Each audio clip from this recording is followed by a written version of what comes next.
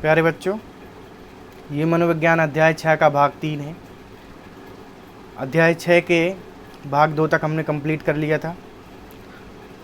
जिन्होंने वो भाग नहीं देखे उसमें जा कर के वो लोग प्ले लिस्ट में जा कर के देख लें और उसको लिख लें। कॉपी पेन लेकर के बैठे हैं और लिखते जाइए। बहुत इंपॉर्टेंट क्वेश्चन है। टैट, सी टैट और सुपर टैट के लिए ये रामबाण है। इसको आपने अगर एक बार लिख करके नोट्स बना करके और इसको कम से कम एग्ज़ाम के पहले 10 बार रिवीजन करना है। याद रखिए, आपकी टीईटी में कोई नहीं रोक पाएगा। मनोविज्ञान में बहुत अच्छे नंबर आने वाले हैं आपके। और 1 लाइन क्वेश्चन के बाद हम थ्योरिकल क्लास भी चलाएंगे, तो उसमें को भी आप अटेंड करिए। और उसको अटेंड करने के लिए चैनल को सब्सक्राइब कर लीजिए और बेल आइकन को दबा दीजिए। तो चलिए शुरू करते हैं अध्याय 6 का भाग 3। Question number 51। मांसपेशियों की अधिकतम विकास मांसपेशियों का अधिकतम विकास कब होता है? तो मांसपेशियों का अधिकतम विकास किशोरावस्था में होता है। Question number 52। पूर्ण मस्तिष्क का विकास कब हो जाता है? पूर्ण मस्तिष्क का विकास कब हो जाता है? तो 16 वर्ष में पूर्ण मस्तिष्क का विकास हो जाता है। Question number 53। किशोरावस्था में मांसपेशियां शरीर का कितने प्रतिशत रहती हैं? किशोरावस्था में मांसपेशियां शरीर का कितने प्रतिशत रहती हैं? तो ये रहती हैं 45%। किशोरावस्था में मांसपेशियां शरीर का कितने परसेंट रहती हैं? 45% रहती हैं।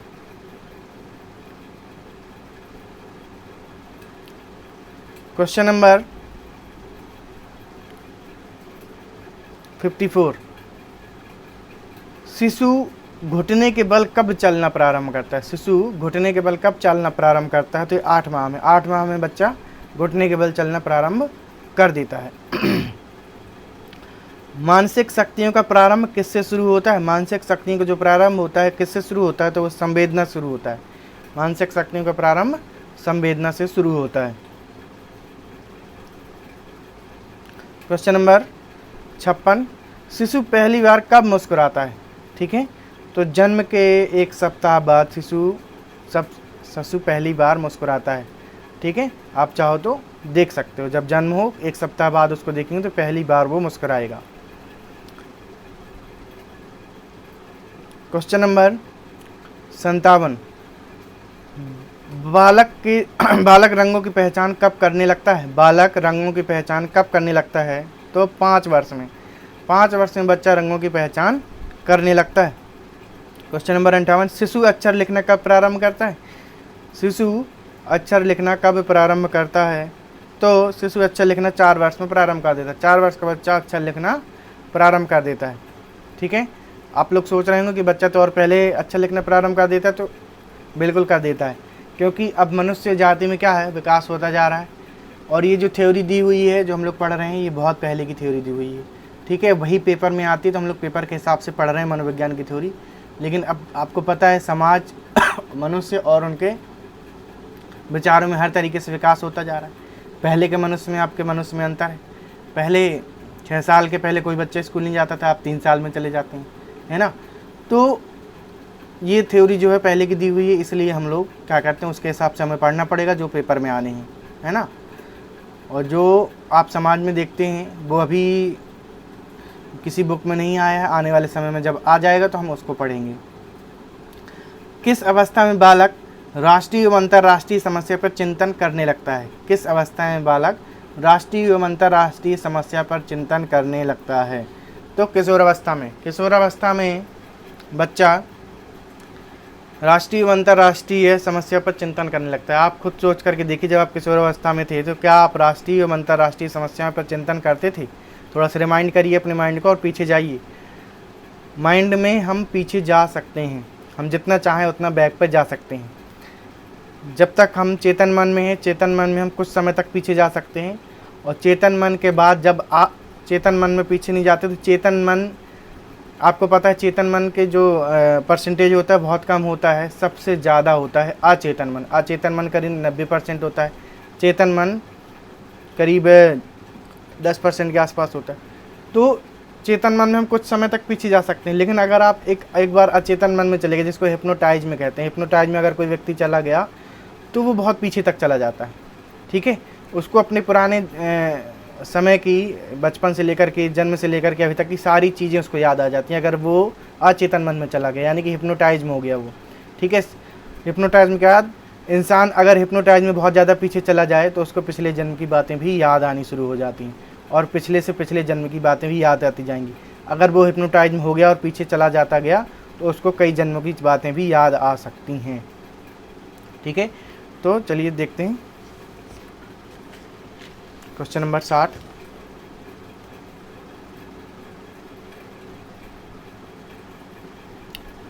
संवेग का संबंध किससे है? संवेग का संबंध किससे है? तो संवेग का संबंध भावना से है। संवेग का संबंध किससे है? भावना से है। क्वेश्चन नंबर 61, नकारात्मक मूल प्रवृत्ति कौन कौन सी है? नकारात्मक मूल प्रवृत्ति कौन कौन सी है? तो नकारात्मक जो मूल प्रवृत्तियां होती हैं, घृणा, भय, क्रोध, मूल प्रवृत्ति उन्हें कहा जाता है जो बचपन से हमें जन्म के साथ ही मिलती हैं। ठीक है, ये तीनों प्रवृत्तियां हमें जन्म के साथ मिलती हैं, इनको हम ख़त्म नहीं कर सकते, इन पे केवल कंट्रोल किया जा सकता है। ठीक है, अगर आप सोचो कि हम घृणा को अपने मन से पूरी तरीके से मिटा देंगे, भय को पूरी तरीके से मिटा देंगे, क्रोध को पूरी तरीके से मिटा देंगे, तो ये इम्पॉसिबल वाली चीज़ है। ये मूल प्रवृत्ति हैं, मूल प्रवृत्तियाँ कभी नहीं होती हैं, कभी नहीं खत्म होती। मूल प्रवृत्तियाँ ये नकारात्मक हैं। ठीक है, सकारात्मक भी होती हैं, जैसे प्रेम, हर्ष और खुशी सकारात्मक है। इन चीज़ों को आप, मूल प्रवृत्तियों को कभी नहीं ख़त्म कर सकते हैं, केवल इन पर कंट्रोल किया जा सकता है। तो घृणा पे कंट्रोल रखें, भय पे कंट्रोल रखें, क्रोध पे कंट्रोल रखें। ठीक है, ये नकारात्मक मूल प्रवृत्तियाँ आपकी, मूल प्रवृत्तियाँ जन्म के साथ ही मिलती हैं इंसान को। क्वेश्चन नंबर 62, सकारात्मक मूल प्रवृत्ति कौन कौन सी? सकारात्मक मूल प्रवृत्ति हैं प्रेम, हर्ष और खुशी। ये तीनों क्या हैं? सकारात्मक मूल प्रवृत्ति हैं। और नकारात्मक कौन कौन सी थी? घृणा, भय और क्रोध, ये नकारात्मक थी और ये आपकी सकारात्मक है। ठीक है, तो सकारात्मक जो प्रवृत्ति है उसमें आपको क्या करना है? प्रोग्रेस करना है। और नकारात्मक को आपको धीरे धीरे कंट्रोल करके उसको क्या करना है?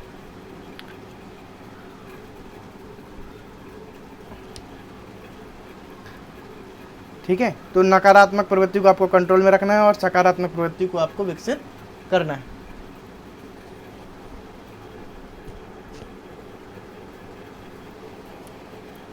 क्वेश्चन नंबर 63, बच्चों में नैतिक मूल्यों का विकास कब हो जाता है? बच्चों में नैतिक मूल्यों का विकास कब हो जाता है? तो 5 वर्ष में। बच्चों में 5 वर्ष में नैतिक मूल्यों का विकास हो जाता है। क्वेश्चन नंबर 64, शरणागति क्या है? तो शरणागति मूल प्रवृत्ति है। शरणागति क्या है? मूल प्रवृत्ति है। क्वेश्चन नंबर 65, क्वेश्चन नंबर 65 है अपना, पलायन क्या है?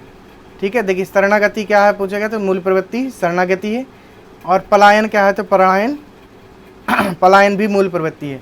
शरणागति भी आपकी मूल प्रवृत्ति है और पलायन भी मूल प्रवृत्ति है। क्वेश्चन नंबर 66, शिशु आवास से कब प्रभावित होता है? तो शिशु आवास से प्रथम माह में प्रभावित होता है। शिशु आवास से कब प्रभावित होता है? प्रथम माह में।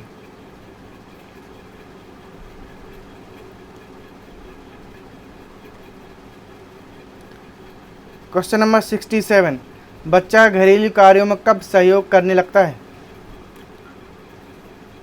बच्चा घरेलू कार्यों में कब सहयोग करने लगता है? तो 2 वर्ष में बच्चा घरेलू कार्य में सहयोग करने लगता है।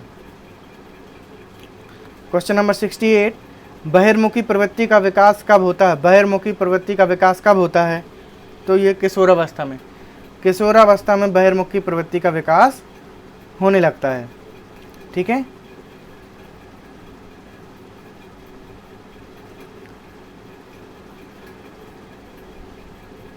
तो जब आप इसको लिखने बैठिए, लिखते समय क्या करा करिए, जैसे मतलब जो क्वेश्चन लिख रहे हैं उस क्वेश्चन को थोड़ी देर के लिए पुश कर दीजिए, पुश करने के बाद उसको लिख लीजिए, फिर आगे प्ले कर दीजिए। ठीक है, इसमें क्या होगा, आप प्रश्न को आसानी से लिख पाएंगे।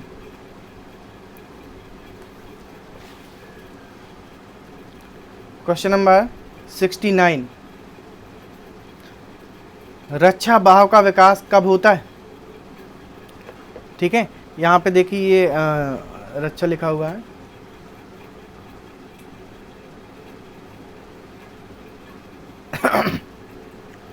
रक्षा भाव का विकास कब होता है? तो ये किशोरावस्था में किशोरावस्था में रक्षा भाव का विकास होता है। क्वेश्चन नंबर 70, समलिंगी प्रेम किस अवस्था में विकसित होता है? समलिंगी प्रेम किस अवस्था में विकसित होता है? तो ये होता है बाल्यावस्था में। बाल्यावस्था में बच्चे समलिंगी प्रेम यानी कि लड़का लड़के के साथ खेलते हैं और लड़कियां लड़कियों के साथ खेलते हैं, ये बाल्यावस्था में होता है। ठीक है, और इसमें पता है बाल्यावस्था में आपको काम की भावना बिल्कुल शून्य होती है, ये अपन ने पढ़ा हुआ अभी, है ना। तो इसमें इसलिए समलिंगी प्रेम विकसित होता है और बाद में विषमलिंगी प्रेम विकसित हो जाता है। क्वेश्चन नंबर 71, ऋत क्या है? ऋत के बारे में पूछा गया है। तो देखिए ऋत क्या है, ये एक नैतिक व्यवस्था है, नैतिक नियम है, सत्य और अविनाशी सत्ता, इसे ऋत कहा जाता है। नैतिक व्यवस्था, नैतिक नियम, सत्य और अविनाशी सत्ता क्या कहते हैं? ऋत कहा जाता है। क्वेश्चन नंबर 72,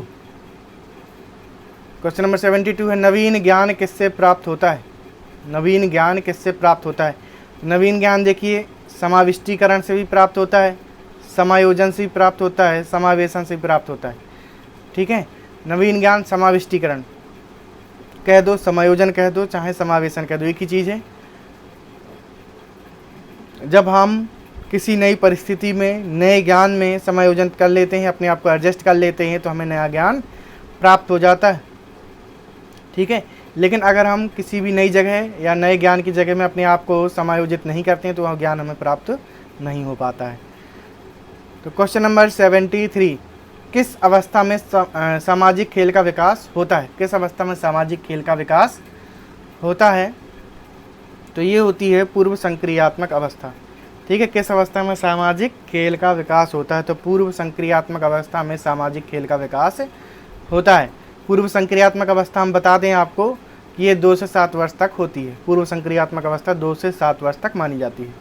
ठीक है, क्वेश्चन नंबर 74, किस अवस्था में आत्म केंद्रित की जगह ब्राह्य जगत को अधिक महत्व दिया जाता है? किस अवस्था में आत्म केंद्रित की जगह ब्राह्य जगत को अधिक महत्व दिया जाता है? तो ये मूर्त संक्रियात्मक अवस्था होती है। किस अवस्था में आत्म केंद्रित की जगह ब्राह्य जगत को अधिक महत्व दिया जाता है? तो मूर्त संक्रियात्मक अवस्था। मूर्त मतलब होता है मूर्ति, जिस चीज़ की मूर्ति है यानी कि हार्डवेयर। ठीक है, मूर्ति जिसकी बनती है, जिसको हम छू सकते हैं, ठीक, जिसको हम उठा सकते हैं, जिसको फील कर सकते हैं, वो क्या होता है? हार्डवेयर होता है सारा, है ना, यानी कि मूर्ति होती है उसकी। तो ये जो मूर्त संक्रियात्मक अवस्था होती है, इसमें हम आत्म केंद्रित की जगह ब्राह्य जगत को अधिक महत्व देते हैं। आपके अंदर क्या है, आपके अंतर मन में क्या चल रहा है, उससे आपको ज़्यादा मतलब नहीं होता। आपको बाहरी चीज़ों का दृश्य ज़्यादा पसंद होता है। बाहरी चीज़ों की क्रेडिट ही, जो हार्डवेयर होता है उसकी क्रेडिट आपको पता होती है, सॉफ्टवेयर की क्रेडिट आपको उतनी ज़्यादा पता नहीं होती है।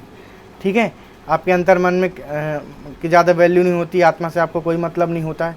लेकिन जब आप पूर्व संक्रियात्मक अवस्था से बाहर निकलते हैं तो आपको मानसिक थिंकिंग, कल्पना और आत्मा, परमात्मा, इन सारी चीज़ों से भी रिश्ता धीरे धीरे जुड़ने लगता है। तो किस अवस्था में आत्म केंद्रित की जगह ब्राह्य जगत को अधिक महत्व दिया जाता है? तो मूर्त संक्रियात्मक अवस्था।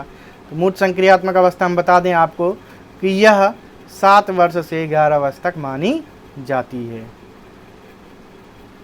क्वेश्चन नंबर 75, क्वेश्चन नंबर 75 है, पलटावी गुण या पलटावी बौद्धिक संक्रिया को बच्चा किस अवस्था में समझता है? पलटावी गुण या पलटावी बौद्धिक संक्रिया को बच्चा किस अवस्था में समझता है?